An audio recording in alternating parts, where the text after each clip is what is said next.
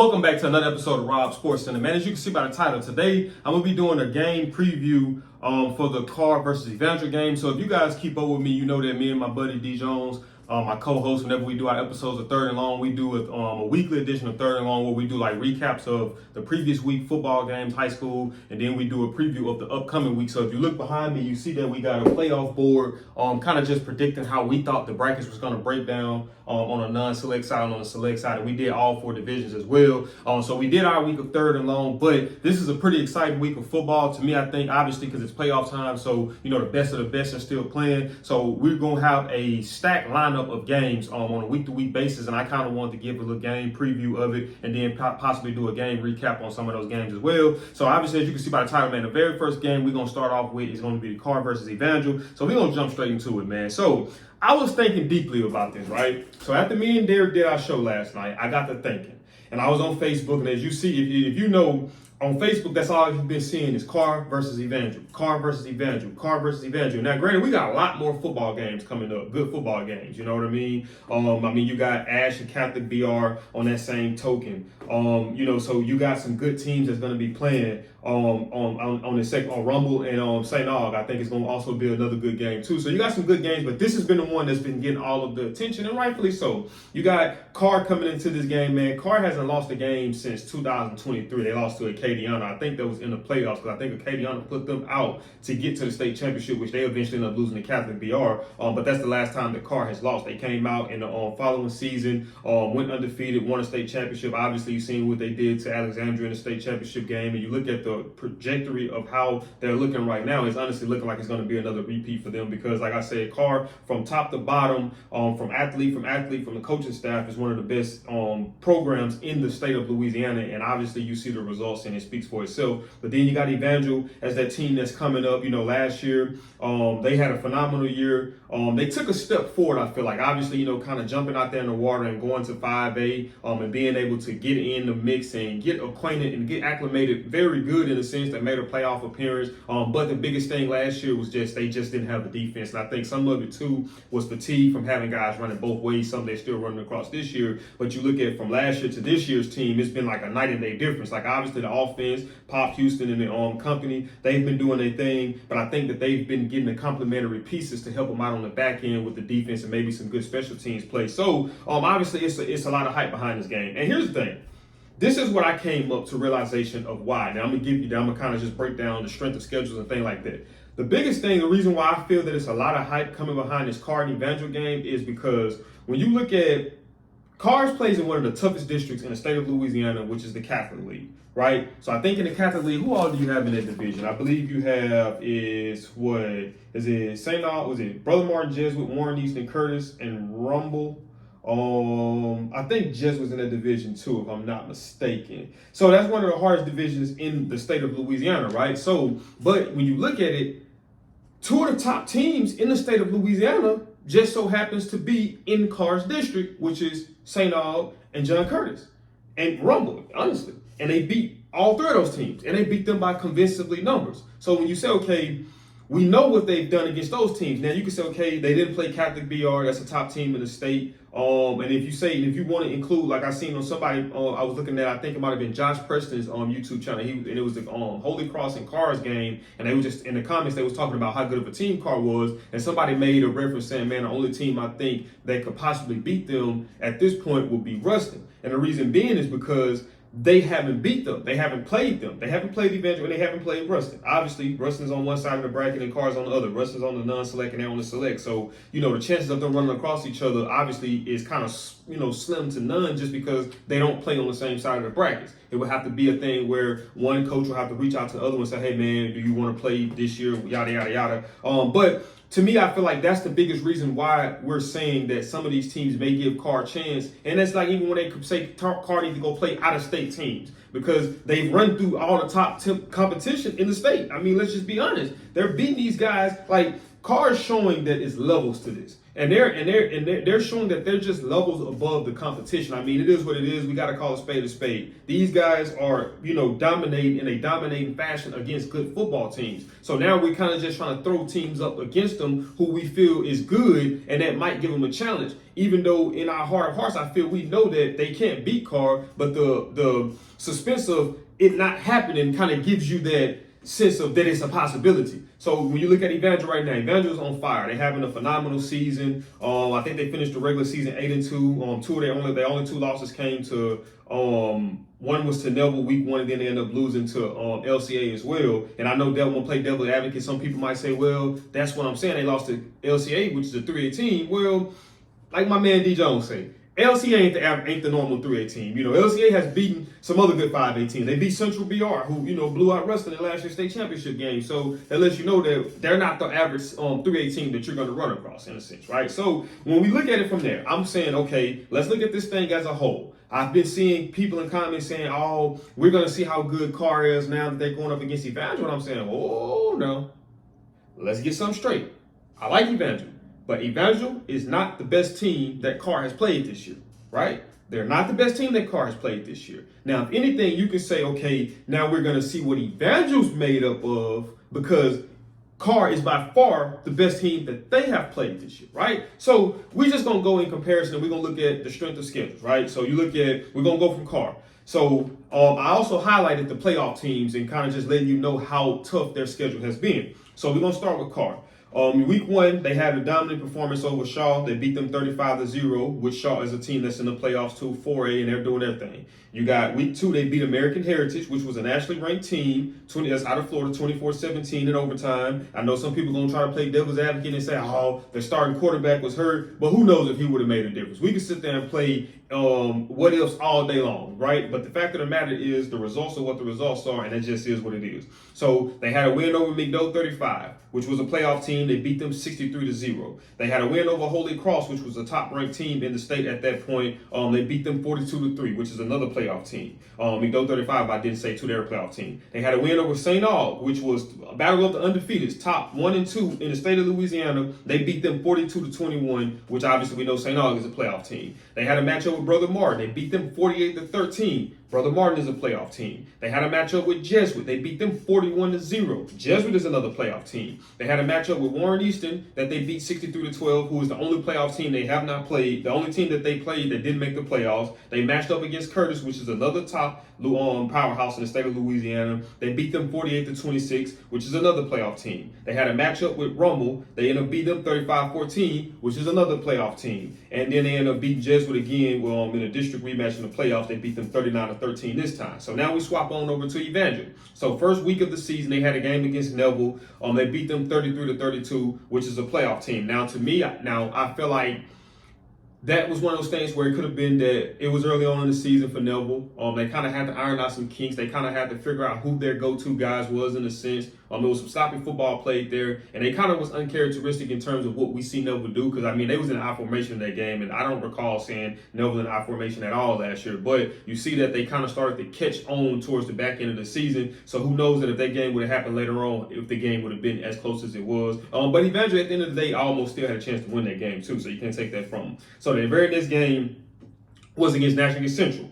They beat them 63-42, who was not a playoff team. The very next game was against Berg, who they beat 43-36. They're not a playoff team. The next game after that was Airline, who they beat 51-49, who was a playoff team. They beat Huntington 62-14, was not a playoff team. They beat Shreve 71-25, is a playoff team. They beat Ben 59-0, not a playoff team. They beat Holland 64-27. Not a playoff team. They beat LCA 24. Well, they lost to LCA 24-22, who is a playoff team, and that's a 3A team. And that's, obviously, in my opinion, I think it's going to be state champs for this year. In their division. And they end up beating Parkway 55-27, who is a playoff team too, right? And then they playoff victory was against St. Paul 34-14. So my thing is, I'm asking you guys. All right. So let's just say we swap schedules, right? And you give Carr Evangel's schedule.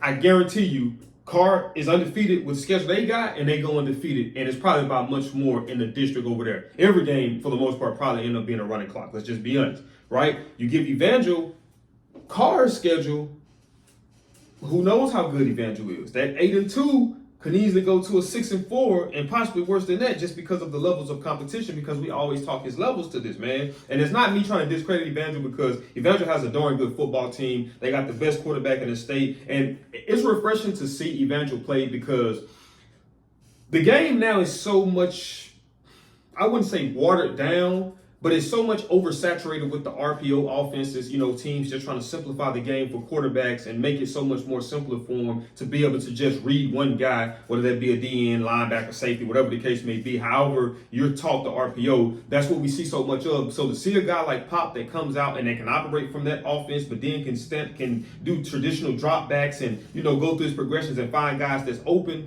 that's a rare commodity in today's game, especially at the high school level, if anything. You know what I mean? When you see that type of play, normally you would see that on the collegiate level, but to see it on the high school level, it just speaks volumes to how good of a player that he really is, and even to the system that they have up there, and how good the coaches are with helping him in terms of his development. So, and just putting him in the best possible position to be successful. Now, here's the thing. Evangel hasn't seen a defense that's as good as Karr's defense. To me, Karr, best defense in the state, hands down. Like, they have everything top to bottom. They got the front end, the line, the D-line, the linebackers, and then they got the back end to help you out too with the secondary, with Aiden Hall and Hayward Howard. And then I forgot the other guy, number 5. I think he's committed to Colorado. So they got some studs on that defense, man. So when you look at it from that perspective, you say, okay, Karr has a multitude of ways that they can play this game. They can play it and say, okay, we're going to play a little bit more conservative, and we're going to play some too high shells, whether that be cover 4 quarters coverage, to try to eliminate the deep plays, which we know eventually is going to try to hit us on, right? Or they can say, we're going to stick to the nuts and bolts of what we do. Typically, Karr operates out of a 1 high, cover 1, or a cover 0, no safety help, right? And they got the athletes on the outside to be able to do it. Now, Karr can say, we're going to stay true to who we are, because we think that our cats are just that much better than their cats on the outside. And then also playing man coverage helps out, just in case Evangel did want to incorporate a lot more RPO, having your corners and safeties matched up on one-on-one with receivers, especially if it's in press. It takes away the bubble screens. It takes away the slants. It takes away the hitches. It takes away the outs. It takes away those quick throws whenever they're pressed up, obviously, right? But then one of the things, too, I think that all 3 games come down to one thing. And that's 3 things, actually. And that 3 things are the turnover margin, if you can see, turnover margin, tackling, and explosive plays prevented and created, right? So one of the things about Karr is very good when it comes to tackling. You don't see them missing too many tackles. One of the things about Karr, too, they're very good at preventing explosive plays. Now, from the games I've watched, the majority of the explosive plays I have seen has come on the ground, but I don't think that Evangel has the offense, and their offense is geared to be able to play Karr to what I've seen somewhat of the deficiencies at time. And like I say, if you look at the Heritage game, Heritage was giving Karr problems and fits up front whenever they would come out in heavier packages to buy time for the quarterback to be able to hit guys deep down the field, whether they were sending them on double move, or they were sending them on scissors concepts and things like that. But they was bringing in bigger bodies to be able to create those opportunities. But what that does is, because now you have limited guys and pass options, you have to make sure that the way that you're drawing these plays up is fit to attack whatever the defense is that Karr may be in. Obviously, when you're going up against Karr, you would assume you're going to have a lot of man beaters in your playbook, because you know that they're going to play a lot of man coverage. And if you can't separate naturally, you have to try to find ways to concept your guys open, whether that's create pick routes, whether that's running a lot of mesh concepts, trying to get guys crossed over, or running some stacks and bunches, whatever you can do to try to free those guys up and give those guys some type of cushion to be able to help them out with winning their routes. That's what you're going to have to do going up against a team as good as Karr. So, but then I think that ultimately what it's going to come down to is kind of be similar to how it was when Evangel ran up on Ash last year, where Pop still did his thing, but it essentially, as a whole, collectively, Ash was just a better team. I mean, the pressure that they were able to get up front on Pop, it kind of started to, I feel like, affect the decision making in a sense, because now the pocket starts to feel like you have less and less time in the pocket to be able to allow things to attack downfield. And we know that Evangel likes to attack you deep. They're an explosive type of offense. That's their bread and butter, right? Now, Karr does have the team defensively to take away the deep balls, but then to be able to generate the pressure up front with just rushing 4 and dropping 7 back into coverage. And like you say, man, if you watch my videos, I always talk about, and I use this as an analogy, the Super Bowl this previous year when Kansas City and the Eagles played, and how dominant that the Eagles front four was able to just dominate the Chiefs offensive line, man. They started having Patrick Mahomes seeing people and hearing steps that wasn't even there. So it was times where the pocket would be clean. But just because he's so shook and rattled, he's rolling out into Josh Sweat. He's rolling out into the guys coming off of the edge. You know what I mean? But that's what happened when you start to get to the quarterback early and you can get to the quarterback consistently, and especially if the coverage is helping out on the back end. It takes away those explosive plays. Now, I don't know if